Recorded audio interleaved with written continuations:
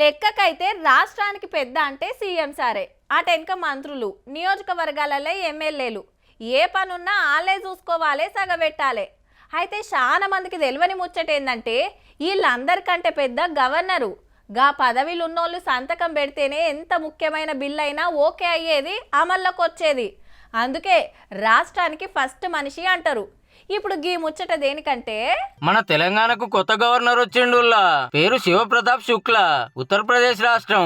అప్పట్లో 4 మాటల BJP MLA, ఓపారి రాజ్యసభలో ఎంపీ, సెంటర్ మంత్రిగా పనిచేసిండు. నిన్నటిదానికే హిమాచల్ ప్రదేశ్ గవర్నర్ కు ఉండే, ఇప్పుడు మన కాడికి పంపిర్రు సెంటర్ వాళ్ళు. ఇక చెప్పునే హైదరాబాద్ వస్తాడట.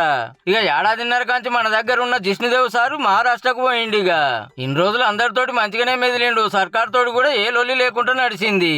ఎస్సీ వర్గీకరణ, యూనివర్సిటీలకు వీసీలు, జిహెచ్ఎంసీ విలీనం, కొత్త మున్సిపాలిటీలు, గ్రామ పంచాయతీల బిల్లులను ఓకే చేసిండు.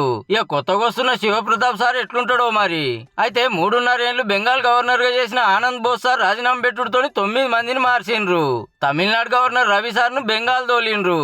ఈ 2 రాష్ట్రాల గవర్నర్లతో ఎప్పుడో గడిబిడి అవుతుంటది. చెప్పునే అసెంబ్లీ ఎలక్షన్లు కూడా ఉన్నాయి. కేరళలో కూడా ఓటు రాబోతున్నాయి. అలా అక్కడి గవర్నర్ గారికి తమిళనాడు జిమ్మెదారు కూడా ఇచ్చిండ్రు. చూడాలి మరి ఎన్నికల ముంగటగా రాష్ట్రాల్లో ఎట్లుంటదో.